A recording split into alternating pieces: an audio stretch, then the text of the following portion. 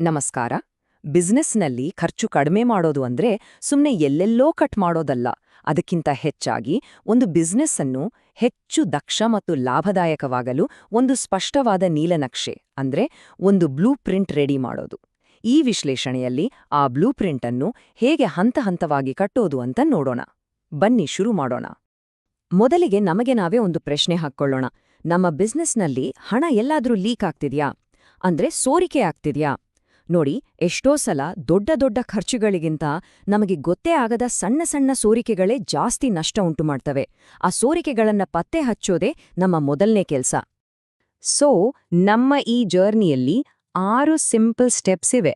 ಮೊದಲು ಅಡಿಪಾಯ ಹಾಕೋದು, ನಂತರ ನಮ್ಮ ಖರ್ಚುಗಳನ್ನ ಮ್ಯಾಪ್ ಮಾಡೋದು, ಹೊಸ ಅವಕಾಶಗಳನ್ನ ಹುಡುಕೋದು, ಅದರಿಂದಾಗೋ ಲಾಭವನ್ನ ಲೆಕ್ಕ ಹಾಕೋದು, ಎಲ್ಲ ಸರಿ ಹೋಗ್ತಿದ್ಯಾ ಅಂತ ಟ್ರ್ಯಾಕ್ ಮಾಡೋದು, ಮತ್ತು ಕೊನೆಗೆ ಇದನ್ನೊಂದು ನಿರಂತರ ಪ್ರಕ್ರಿಯೆಯನ್ನಾಗಿ ಮಾಡೋದು.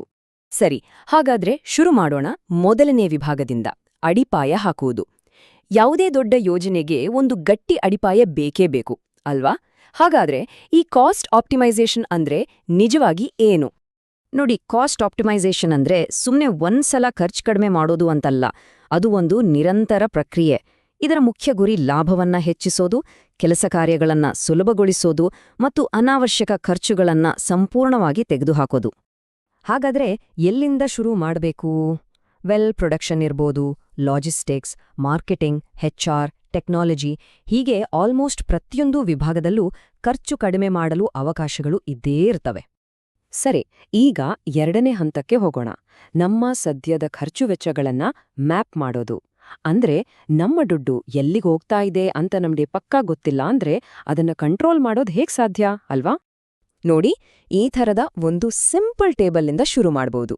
ಪ್ರತಿ ಖರ್ಚು ಯಾವುದೋ, ಒಟ್ಟು ಖರ್ಚಲ್ಲಿ ಅದರ ಪಾಲು ಎಷ್ಟು, ಮತ್ತೆ ಆ ಖರ್ಚಿಗೆ ಮುಖ್ಯ ಕಾರಣ ಏನು, ಹೀಗೆ ಪ್ರತಿಯೊಂದನ್ನು ಲಿಸ್ಟ್ ಮಾಡಬೇಕು. ಕಚ್ಚಾ ವಸ್ತುಗಳಿಂದ ಹಿಡಿದು ಸಣ್ಣಪುಟ್ಟ ಆಫೀಸ್ ಖರ್ಚಿನವರೆಗೂ ಯಾವುದನ್ನೂ ಬಿಡಬಾರ್ದು. ಇಲ್ಲಿ ನೋಡಿ, ಇದೊಂಥರ ಮ್ಯಾಜಿಕ್ ಇದ್ದ ಹಾಗೆ. ನಾವು ಡೇಟಾವನ್ನು ಈ ರೀತಿ ಚಾರ್ಟ್ ರೂಪದಲ್ಲಿ ನೋಡಿದಾಗ ಎಲ್ಲಿ ಅತಿ ಹೆಚ್ಚು ಖರ್ಚಾಗ್ತಿದೆ ಅಂತ ಒಂದೇ ನೋಟಕ್ಕೆ ಗೊತ್ತಾಗಿಬಿಡುತ್ತೆ. ಎಲ್ಲಿ ನಮ್ಮ ಗಮನ ಹೆಚ್ಚಾಗಿರ್ಬೇಕು ಅನ್ನೋದಕ್ಕೆ ಇದು ದಾರಿ ತೋರಿಸುತ್ತೆ. ಸರಿ, ಈಗ ನಮ್ಮತ್ರ ಡೇಟಾ ಇದೆ. ಈಗ ಮೂರನೇ ಹಂತಕ್ಕೆ ಬರೋಣ. ಅಂದ್ರೆ ಉಳಿತಾಯ ಮಾಡೋಕೆ ಎಲ್ಲೆಲ್ಲಿ ಅವಕಾಶ ಇದೆ ಅಂತ ಹುಡುಕೋದು. ಇಲ್ಲಿಂದ ನಾವು ವಿಶ್ಲೇಷಣೆಯಿಂದ ಆಕ್ಷನ್ ಕಡೆಗೆ ಹೋಗ್ತೀವಿ. ಓಕೆ, ನಮ್ಮ ಖರ್ಚಿನ ಮ್ಯಾಪ್ ಈಗ ರೆಡಿ ಇದೆ. ಸೊ ಇನ್ಮುಂದೆ ಈ ಡೇಟಾವನ್ನ ಆಕ್ಷನ್ ಆಗಿ ಬದಲಾಯಿಸೋ ಸಮಯ. ಕೆಲವು ಹೈ ಇಂಪ್ಯಾಕ್ಟ್ ಐಡಿಯಾಗಳನ್ನ ನೋಡೋದಾದ್ರೆ, ವೆಂಡರ್ಗಳ ಜೊತೆ ಮಾತಾಡಿ ಬೆಸ್ಟ್ ಡೀಲ್ ತಗೊಳ್ಳೋದು, ಪದೇ ಪದೇ ಮಾಡೋ ಕೆಲಸಗಳನ್ನ ಆಟೋಮೇಟ್ ಮಾಡೋದು, ಕೆಲವು ಕೆಲಸಗಳನ್ನ ಹೊರಗುತ್ತಿಗೆ ಕೊಡೋದು, ಎನರ್ಜಿ ಉಳಿಸೋದು, ಮತ್ತು ಲೀನ್ ಮ್ಯಾನೇಜ್ಮೆಂಟ್ ಅಂದ್ರೆ ಅನಾವಶ್ಯಕ ಪ್ರಕ್ರಿಯೆಗಳನ್ನ ತೆಗೆದುಹಾಕೋದು. ಇವೆಲ್ಲವೂ ದೊಡ್ಡ ಮಟ್ಟದ ಉಳಿತಾಯಕ್ಕೆ ದಾರಿ ಮಾಡಿಕೊಡಬಲ್ಲವು. ಸರಿ, ಐಡಿಯಾಗಳಂತೂ ಸಿಕ್ಕಾಯ್ತು.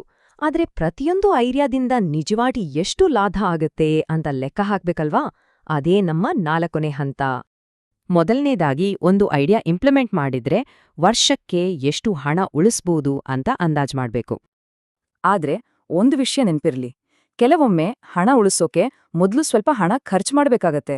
ಸೊ ಆರಂಭದಲ್ಲಿ ಎಷ್ಟು ಇನ್ವೆಸ್ಟ್ಮೆಂಟ್ ಬೇಕು ಅಂತಾನೂ ನೋಡ್ಲೇಬೇಕು. ಕಡೆಗೆ ಎಲ್ಲಕ್ಕಿಂತ ಮುಖ್ಯವಾದದ್ದು ಅಂದ್ರೆ ROI, ಅಂದ್ರೆ ರಿಟರ್ನ್ ಆನ್ ಇನ್ವೆಸ್ಟ್ಮೆಂಟ್. ನಾವು ಹಾಕಿದ ದುಡ್ಡಿಗೆ ಎಷ್ಟು ಪ್ರತಿಫಲ ಸಿಗುತ್ತೆ ಅನ್ನೋದು. ಯಾವುದು ಜಾಸ್ತಿ ROI ಕೊಡುತ್ತೋ ಅದೇ ಬೆಸ್ಟ್ ಆಪ್ಷನ್. ಸರಿ, ಪ್ಲಾನ್ ರೆಡಿ ಆಯ್ತು, ಇಂಪ್ಲಿಮೆಂಟ್ ಕೂಡ ಮಾಡಿದ್ವಿ. ಆದ್ರೆ ಅಷ್ಟಕ್ಕೆ ಮುಗಿಲಿಲ್ಲ. ಎಲ್ಲ ಸರಿ ಹೋಗ್ತಿದ್ಯಾ ಅಂತ ಟ್ರ್ಯಾಕ್ ಮಾಡ್ತಾ ಇರೋದು ತುಂಬಾನೇ ಮುಖ್ಯ. ಅದೇ ನಮ್ಮ 5ನೇ ಹಂತ. ಹಾಗಾದ್ರೆ ಹೇಗೆ ಟ್ರ್ಯಾಕ್ ಮಾಡೋದು? ಅದಕ್ಕೆ ಕೆಲವು ಮುಖ್ಯ ಸೂಚಕಗಳನ್ನ ಅಂದ್ರೆ KPIsಗಳನ್ನ ಬಳಸ್ಬೋದು.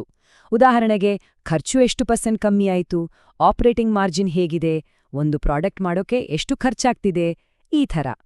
ಇದಕ್ಕೆ ಒಂದು ಜವಾಬ್ದಾರಿಯುತ ತಂಡ ಕೂಡ ಇರ್ಬೇಕು. ಯಾವುದೇ ಹೊಸ ಬದಲಾವಣೆ ತಂದಾಗ ಒಂದಷ್ಟು ರಿಸ್ಕ್ ಇದ್ದೇ ಇರುತ್ತೆ ಅಲ್ವಾ? ಉದಾಹರಣೆಗೆ, ಕ್ವಾಲಿಟಿ ಕಮ್ಮಿಯಾಗೋ ಚಾನ್ಸ್ ಇರ್ಬೋದು. ಸೊ ಸ್ಮಾರ್ಟ್ ಆಗಿ ಯೋಚನೆ ಮಾಡಿ ಆ ರಿಸ್ಕ್ಗಳು ಬರೋ ಮೊದಲೇ ಅದನ್ನೇ ಹೇಗೆ ನಿಭಾಯಿಸೋದು ಅಂತ ಒಂದು ಪ್ಲಾನ್ ಹಾಕ್ಕೊಳ್ಳೋದು ಒಳ್ಳೇದು. ಮತ್ತು ಈಗ ನಮ್ಮ ಕೊನೆಯ, ಆದರೆ ತುಂಬಾನೇ ಮುಖ್ಯವಾದ ಹಂತ, ನಿರಂತರ ಸುಧಾರಣಾ ಚಕ್ರ. ಅಂದ್ರೆ ಈ ಕಾಸ್ಟ್ ಆಪ್ಟಿಮೈಸೇಷನ್ ಅನ್ನೋದು ಒಂದ್ಸಲ ಮಾಡಿಬಿಡೋ ಪ್ರಾಜೆಕ್ಟ್ ಅಲ್ಲ, ಇದೊಂದು ನಿರಂತರ ಪ್ರಕ್ರಿಯೆ. ನೋಡಿ, ಈ ಟೈಮ್ಲೈನ್ ಅದನ್ನೇ ಹೇಳುತ್ತೆ. ಇದೊಂದು ಸೈಕಲ್ ಮಾದರಿ. ರೆಗ್ಯುಲರ್ ಆಗಿ ಆಡಿಟ್ ಮಾಡೋದು, ಫೀಡ್ಬ್ಯಾಕ್ ತಗೊಳ್ಳೋದು, ಇಂಪ್ರೂವ್ ಮಾಡೋದು, ಮತ್ತೆ ಹೊಸ ಅವಕಾಶಗಳನ್ನ ಹುಡುಕೋದು. ಈ ಸೈಕಲ್ ಹೀಗೆ ನಡೀತಾ ಇದ್ರೆ ಬಿಸ್ನೆಸ್ ಯಾವಾಗ್ಲೂ ಎಫಿಷಿಯಂಟ್ ಆಗಿರುತ್ತೆ. ಕೊನೆಗೆ ಈ ಒಂದು ಮಾತನ್ನ ನಾವು ಯಾವಾಗ್ಲೂ ನೆನಪಿಟ್ಕೊಳ್ಬೇಕು. ನಮ್ಮ ಗುರಿ ಬರೀ ಖರ್ಚು ಕಮ್ಮಿ ಮಾಡೋದಲ್ಲ, ಬದಲಿಗೆ ದೀರ್ಘಕಾಲಕ್ಕೆ ಒಂದು ದಕ್ಷ, ಸದೃಢ ಮತ್ತು ಹೆಚ್ಚು ಲಾಭದಾಯಕವಾದ ಬಿಸ್ನೆಸ್ ಕಟ್ಟೋದು. ಇದೇ ಈ ಇಡೀ ಪ್ರಕ್ರಿಯೆಯ ಮೂಲತತ್ವ. ಹಾಗಾದ್ರೆ ಈ ಇಡೀ ವಿಶ್ಲೇಷಣೆಯನ್ನ ಒಂದು ಮುಖ್ಯವಾದ ಪ್ರಶ್ನೆಯೊಂದಿಗೆ ಮುಗಿಸೋಣ. ಯಾವ ಸ್ಟ್ರಾಟಜಿಗಳು ಬಿಸ್ನೆಸ್ನ ಕ್ವಾಲಿಟಿ ಅಥವಾ ದಕ್ಷತೆಗೆ ಯಾವುದೇ ತೊಂದರೆ ಕೊಡದೆ ಲಾಂಗ್ ಟರ್ಮ್ನಲ್ಲಿ ಅತಿ ಹೆಚ್ಚು ಉಳಿತಾಯ ತಂದುಕೊಡ್ತವೆ? ಈ ಪ್ರಶ್ನೆಗೆ ಉತ್ತರ ಹುಡುಕೋದೇ ನಿರಂತರ ಸುಧಾರಣೆಯ ದಾರಿ.